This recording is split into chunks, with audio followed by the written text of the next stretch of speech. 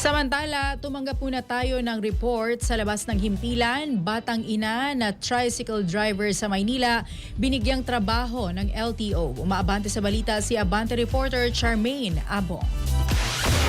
Abante Radyo Live Report.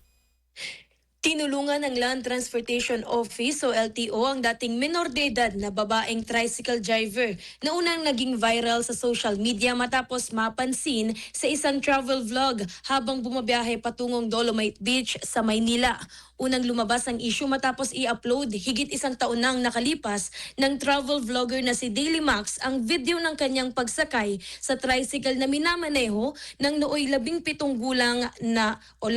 taong gulang na babae. Sa video makikita ang babae na nagmamaneho ng tricycle nang walang lisensya at kalong-kalong pa ang kanyang 5 buwang anak o 5 taong buwang anak na nakatali sa harap ng kanyang dibdib habang nagmamaneho. Ayon sa ilang netizen at mga nakapanood ng vlog, sinasabing overpriced umano ang paniningil ng pasahe ng tricycle driver na umabot sa 200 pesos. Gayunman, nagbigay pa rin ang vlogger ng 1,000 pesos bilang tip na lalo pang nagpa-viral sa video. Dahil dito, iniutos nitong nagdaang linggo ni LTO Chief at Assistant Secretary Marcos Lacalinaw na hanapin ang babae upang mabigyan ng tulong.